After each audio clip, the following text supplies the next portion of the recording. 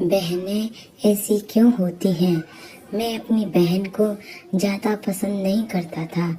उसकी शादी हो चुकी थी, लेकिन मैं कभी उसके घर नहीं गया। बस माता पिता ही उससे मिलने जाते थे। मुझे पता भी नहीं था कि वह किस हाल में है। वह कभी कभी मायके आती तो जाते समय मेरी माँ को उसे घर का कुछ सामान भी दे देती। यह बात मेरी पत्नी को बिल्कुल पसंद नहीं थी। जब भी मेरी माँ ऐसा करती, मेरी पत्नी आकर मुझसे शिकायत करने लगती कि तुम्हारी माँ तुम्हारी कमाई कैसे उड़ा रही है। जब भी तुम्हारी बहन आती है, उसे खाली हाथ जाने ही नहीं देती, कुछ ना कुछ जरूर देती हैं। तुम अपनी माँ को बता दो। पत्नी की बातें सुनकर मुझे भी गुस्सा आ गया। मैं माँ के पास आया और कहा, माँ, यह सब क्या है? जब भी बहन आती है, तुम कभी साबुन, कभी चावल का थैला, तो कभी दाल, सब कुछ उसे दे देती रहती हो। मेरी कमाई तुम ऐसी ही दूसरों में उड़ाओगी तो तुम्हें भी इस घर से निकाल दूंगा। बहन ने मेरी और माँ की बातें सुन ली। 1 घंटे बाद बहन मेरे कमरे में आई और कहने लगी, भाई, जरा रिक्शा कर दो, मुझे अपने घर जाना है। बहन की बातें सुनकर मैं मन ही मन बहुत खुश हुआ, लेकिन दिखावे के लिए वैसे कहने लगा, थोड़े दिन और रुक जाती। नहीं भैया, बच्चों की स्कूल की छुट्टियां खत्म हो गई हैं। अब मुझे घर जाना है। कल से उनकी स्कूल शुरू हो जाएंगी। फिर वह चली गई। पिताजी के मरने के बाद घर का बंटवारा हुआ तो हम दोनों भाइयों ने आपस में ही बंटवारा कर लिया, लेकिन उसमें ऐसे ही बहन को कुछ नहीं दिया और फिर भी खामोश रही। हमसे कोई शिकायत नहीं की, लेकिन हमारी माँ बहुत रोई और कहने लगी, बहन को भी कुछ दे दो। लेकिन हमने माँ की एक न सुनी और माँ को डरा धमका कर चुप कर दिया। अब बेचारी विधवा औरत, अगर हम उसे घर से निकाल दे तो वह कहाँ जाती, इसलिए चुप हो गई।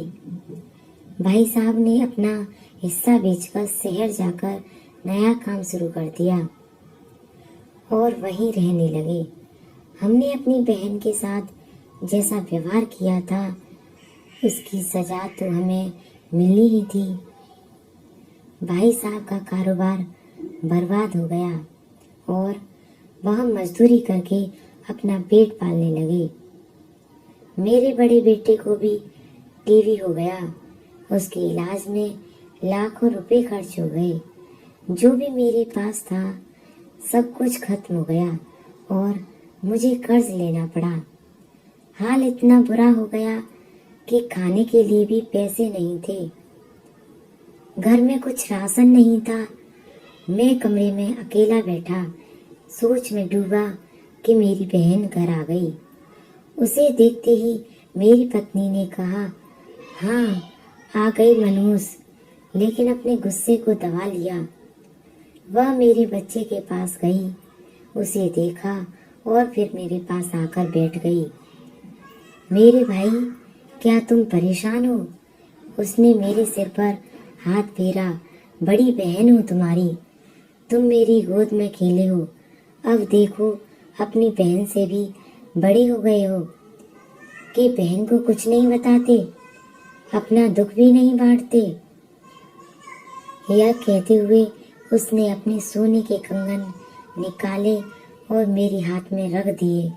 मेरे भाई, परेशान ना हो, यह कंगन बेच दे, अपने घर का राशन भर दो, अपने बच्चों का इलाज भी करा दो और पैसों की जरूरत हो तो बता देना अपनी बहन से।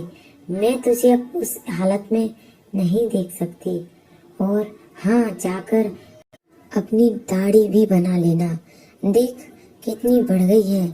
मैं आश्चर्यचकित होकर बहन को देखे जा रहा था और वह कहने लगी, भाई, इस कंगन के बारे में किसी से ना कहना, तुझे मेरी कसम है।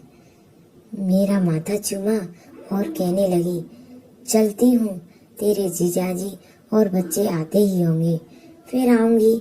मैं पहली बार उसे घर के बाहर तक छोड़ने आया। देखा तो पैरों की चप्पल भी टूटी हुई थी। उसने कपड़े भी तो वही पुराने पहने थे। मैं बस देखता ही रह गया। मैंने तो कभी अपनी बहनों की घरेलू हालत जानने की कोशिश नहीं की, लेकिन जब उसने मुझे बुरी हालत में देखा तो दौड़ती हुई आई और अपने सोने के कंगन भी दे दिए ताकि मैं अपने बच्चे का इलाज कर सकूं और अपने घर का हाल सुधार सकूं। मैं सोचने लगा और मेरी आंखों से आंसू निकलने लगे कि हम भाई भी कितने मतलबी होते हैं।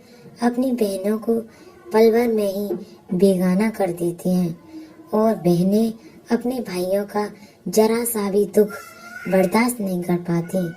मैं उसके कंगन अपने हाथों में पकड़कर जोर जोर से रोने लग गया। दोस्तों, आपकी बहन अपने ससुराल में ना जाने कितने दुख सह रही होगी। कुछ समय उसके पास बैठकर उसका हालचाल जानने की कोशिश जरूर करें। मालिक सभी बहनों की झोली भर दे। यह कहानी अच्छी लगे तो लाइक, शेयर और सब्सक्राइब कर दें। धन्यवाद।